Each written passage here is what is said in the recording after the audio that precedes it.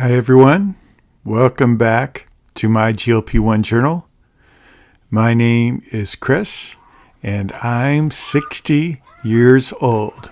And before I go any further, let me tell you a story about what happened at Culver's today. Culver's is kind of a regional restaurant. I live in northern Illinois. It's based in Wisconsin. Kind of a Chick-fil-A type place. Really good, fresh food, friendly service, and higher quality than you get like at a McDonald's or Burger King. Still reasonably priced, but anyway, I go there frequently, and they have some relatively healthy stuff. So I went there and I got a grilled chicken sandwich with a side of mashed potatoes. But unfortunately, then I fell for their Great Temptations custard, which is their specialty. And so I got one dip of chocolate custard, about 400 calories. It was delicious.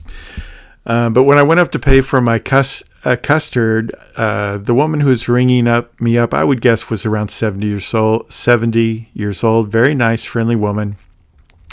And then I looked at my receipt, and it said senior citizen discount, 5%.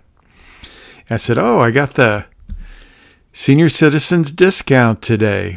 And she didn't know that I just turned 60 in December. And I'm obsessed with the idea that I don't actually look 60. So I said, oh, I got the senior citizen discount. Great. She said, yeah, I thought you looked 29, just like me. And I thought that was funny because the vibe I got was she was like, we look like we're about the same age. And I was like, no, that can't be true. We can't look like we're the same age.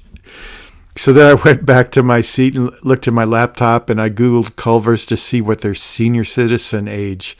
I thought maybe it's like 50 or 55. Nope, it's 60. So yet just another piece of evidence to confirm my wife's position on this, which is that I look exactly 60 years old. And she's okay with it, and I should be okay with it too. So trying to let go of my ego and vanity. I admit it's very pathetic. I'm just trying to work it out here with you. I hope that's okay. So I'm on Mounjaro. My name's Chris. I am 60 years old exactly. I'm on Mounjaro, a GLP-1 medication. I started my weight loss journey at 280 pounds a couple years ago. I'm down to 241 pounds. Making progress, but I want to get to 190. So what I'm doing in this channel is I'm documenting what it looks like to improve my health in the second half of my life while working a full-time job as a teacher and raising 3 kids, 5, 7, and 9 years old. I'm a late bloomer. Let's start with the weigh-in. Last week, I weighed 243.4 pounds. This week, I weighed in at 241.9 pounds. So that's a 1.5 pound loss for the week, and I will take that to the bank. That's exactly the kind of steady progress that I'm hoping for. Now let me walk you through what the week was actually like, because I think weekly behaviors matter more than the number on the scale. If I do the right things over time, the numbers will fall into place. So first, let's look at nutrition. I track my food every single day this week. My net calories were under 2,000 calories every day except for one day, and on that day, the calories were around 2,700 calories, one higher calorie day. The rest of the week stayed inside my target range. Protein has also been a big focus to me. I averaged over 150 grams of protein per day. Protein helps with satiety, feeling full. It also helps protect muscle during weight loss.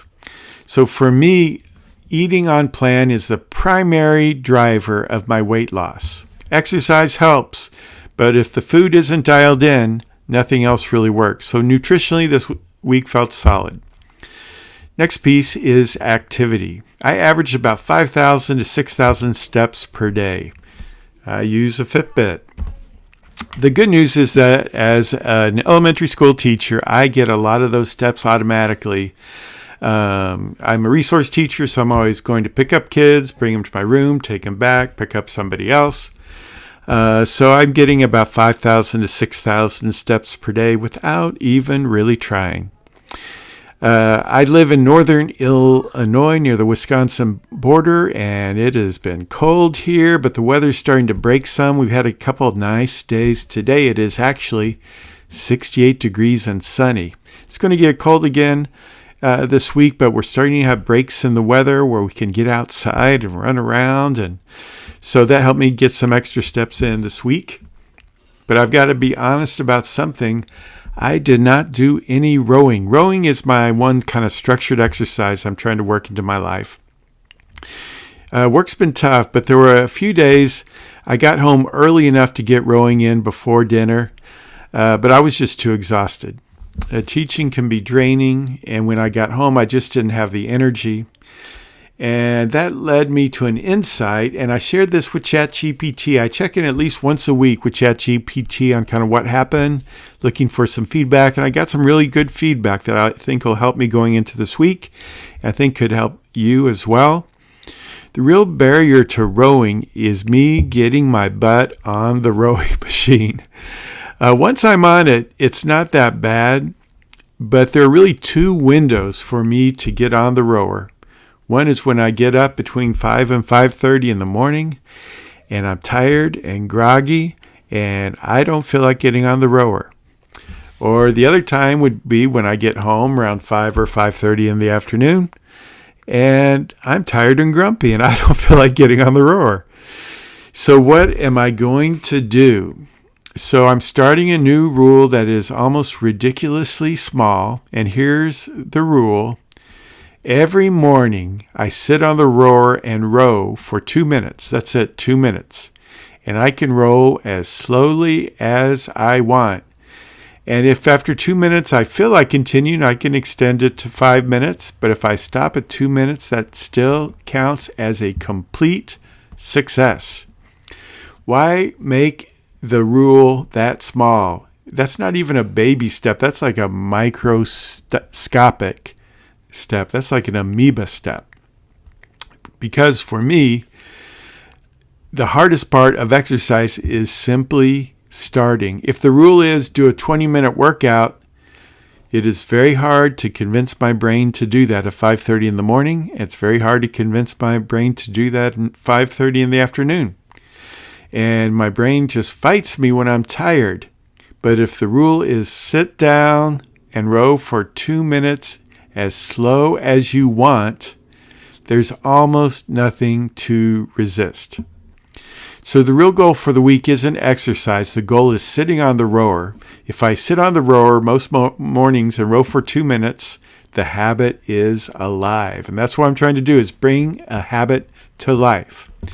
And some mornings, 2 minutes may turn into 5 minutes, maybe even longer. But I don't even want to talk about that. But the system doesn't depend on that. 2 minutes counts. Another thing I'm going to do is make this easier by removing friction as much as possible.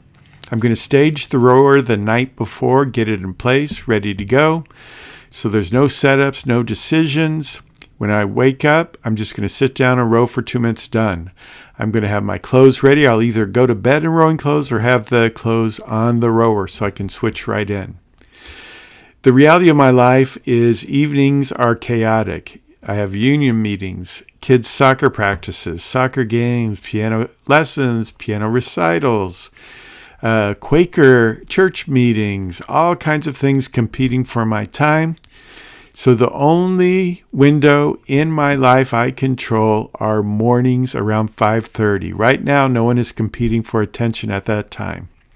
So that's why I'm experimenting with this 2-minute morning row. It's microscopic, but the goal is sustainability, because sustainability is the whole game here. My nutrition is doing most of the heavy work at this point as far as losing weight.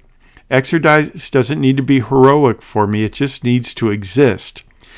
And if I can build the identity of someone who rows most mornings, even if it's just for 2 minutes, I am now a rower and I am now winning. We're also heading into spring here in Illinois. The days are getting longer. The weather's gradually improving. That means more family time outside, which we all love to do, including me. I'm not a big TV watcher. I like to be doing something and be active. So I think that's going to increase my activity as well. So that is the update for the week, down 1.5 pounds. Nutrition is on track. Protein stayed high. I'm experimenting with the new 2-minute rule. We'll see how that goes. Tune in next week for the exciting conclusion of that experiment. So if you're also on a GLP-1 medication or working on improving your health and making the best of the next 20 years, I want to hear how your week went.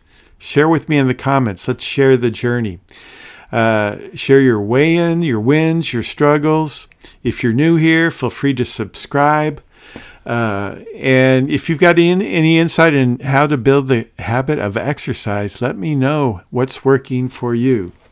I'll be posting weekly check-ins, documenting this journey, the good weeks, the messy weeks, everything in between. I've also got a school community where people like you and me get together and we share the journey in a confidential setting so you can talk about whatever you need to talk about on your GLP-1 journey. It's a safe place to do it. You can look in the video description for the link there. I'll see you next week, and take care of yourself, because if you don't take care of yourself, nobody else will.